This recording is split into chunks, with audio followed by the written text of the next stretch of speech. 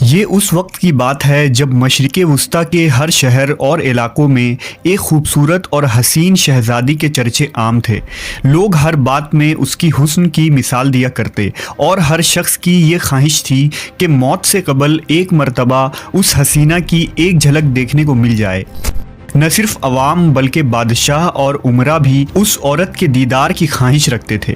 یہ مشہور حسینہ ایزا نامی ملک کی شہزادی ایزابل تھی۔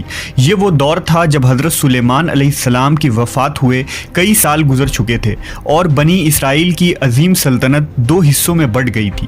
شمالی علاقے میں اسرائیل اور جنوب میں یہودیہ نام کی دو ریاستیں بن گئی تھی۔ اس زمانے میں اسرائیل پر اخیعب نامی بادشاہ کی حکومت تھی جو اسرائیل سلطنت کا 7واں بادشاہ تھا۔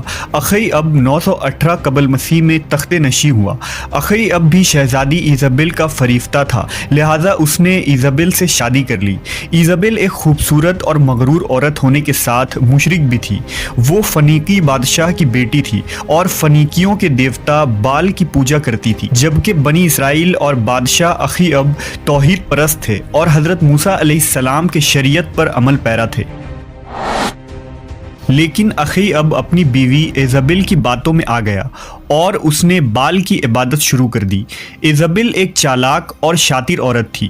اس نے اخیعب کو اس بات پر راضی کر لیا کہ بال دیوتا کے لیے ایک مندر اور بت کی تعمیر کروائے تاکہ بنی اسرائیل میں بال دیوتا کی پرستش کی اشاعت ہو اور لوگ اس مشرکانہ دین پر آ جائیں۔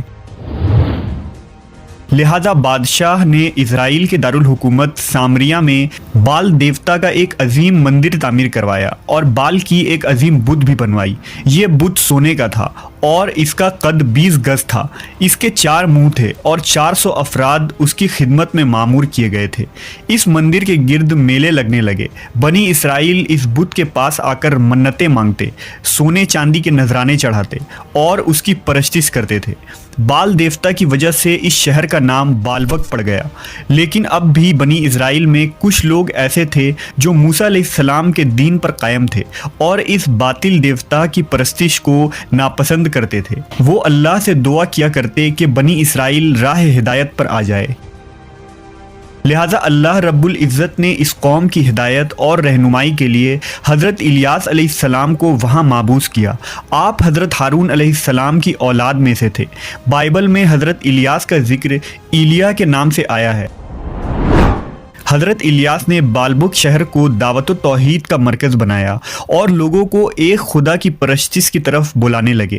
آپ بنی اسرائیل سے کہا کرتے تھے کہ تم لوگ واحد اور یکتا اللہ کو چھوڑ کر بال کو پکارتے ہو، حالانکہ یہ نہ تمہاری حاجت روائی کر سکتا ہے اور نہ ہی تمہیں کوئی فائدہ دے سکتا ہے۔ اس اللہ کی طرف لوٹ آؤ جو نہ صرف تمہارے اور تمہارے باپ داداؤں کا رب ہے بلکہ آسمانوں اور زمین اور ان کے درمیان جو کچھ بھی ہے ان کا خالق و مالک ہے۔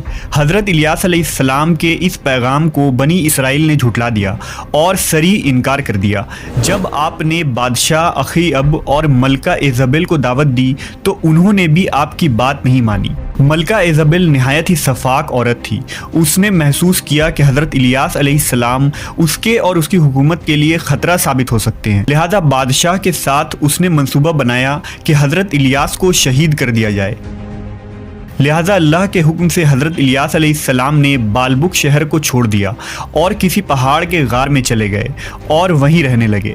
آپ کے جانے کے بعد اسرائیل میں قحط سالی پڑ گئی اور 3 سال تک مسلسل بارش نہ ہوئی۔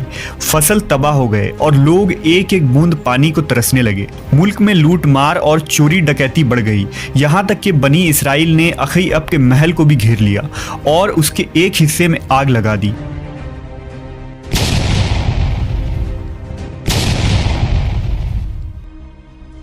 آخر کار اخیعب نے حکم دیا کہ حضرت الیاس علیہ السلام کو تلاش کیا جائے۔ سپاہیوں نے آپ کو کھوجا اور بادشاہ کے درخواست پر آپ دوبارہ بالبک تشریف لائے۔ लेकिन बाल के पुजारियों और मलका इज़ाबेल बादशाह के इस अमल से बहुत गुस्सा हुई और इलियास अलैहिस्सलाम का दोबारा वापस आना उसे नागवार गुजरा। हज़रत इलियास ने बादशाह और बनी इसराइल के सामने एक तजवीज़ रखी कि बाल के बड़े पुजारी अपने माबूद के नाम पर जानवर की कुर्बानी दें और मैं अपने माबूद अल्लाह के नाम पर कुर्बानी दूंगा। जिसकी कुर्बानी कबूल हो गई उसका खुदा बरहक साबित होगा और फिर पूरी कौम उसी माबूद से बारिश की दुआ करेगी। उस दौर में कुर्बानी का ये दस्तूर था कि कुर्बानी के बाद जानवरों को खुले मैदान या पहाड़ की चोटी पर रख दिया जाता और आसमान से एक आग आकर उसे जला देती, जो इस बात का सबूत होता कि ये कुर्बानी कबूल हो गई। लिहाजा अगली सुबह कोह करमल के ऊंची चोटी पर एक तरफ हज़रत इलियास अलैहिस्सलाम खड़े थे और दूसरी तरफ बाल के पुजारी मौजूद थे। दोनों फरीक ने कुर्बानी की और जानवरों को ऊंची जगह पर रख दिया। पुजारियों की कुर्बानी वैसी ही रखी रही, जबकि आसमान से एक गैबी आग नमूदार हुई और उस आग ने हज़रत इलियास अलैहिस्सलाम के कुर्बानी को जला दिया।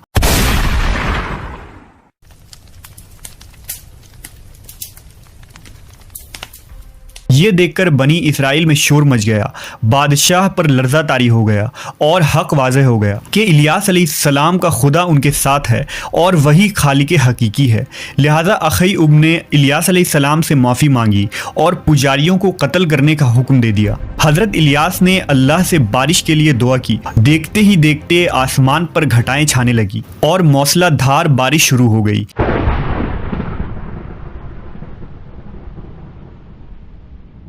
बनी इसराइल दोबारा ईमान ले आए और शिर्क से तौबा कर लिया।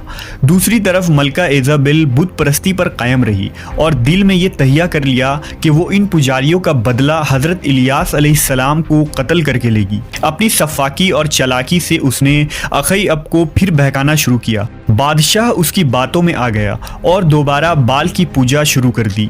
बनी इसराइल जब बारिश से सैराब हो गए और उनमें खुशहाली लौट आई तो वो भी हज़रत इलियास अलैहिस्सलाम के दीन से फिर गए और दोबारा फ़स्क़ व फुजूर और शिर्क में मुब्तला हो गए। मलका इज़ाबेल हज़रत इलियास अलैहिस्सलाम की जान की दुश्मन बन गई। मजबूरन आपने बालबक को खैराबाद कहा और कोह सीना पर चले गए। बनी इसराइल खुली निशानी देखने के बावजूद अल्लाह के मुनकिर हो गए। उनमें शराब नोशी, ज़िना, शिर्क आम हो गया और बालबुक फिर से उन बुरे कामों का मरकज़ बन गया। लिहाजा इलियास अलैहिस्सलाम ने अल्लाह से दुआ की कि या तो ये कौम राह रास्त पर आ जाए या उन पर अज़ाब इलाही नाजिल हो जाए। अल्लाह की तरफ से बनी इसराइल के लिए अज़ाब का फैसला हो चुका था और अब कहर इलाही का आना करीब था। इसराइल और यहूदिया के सरहदों पर वहशी कबाइल आबाद थे जो लूट मार किया करते थे, लेकिन अब उनकी आबादी भी बढ़ चुकी थी और वो काफ़ी ताकतवर भी हो गए थे। उन्होंने इसराइल पर हमला कर दिया और सारे शहर में लूट मार करके आग लगा दी। पूरा शहर तख्त व ताराज हो गया। हर तरफ लाशें और बर्बादी दिखाई देती थी।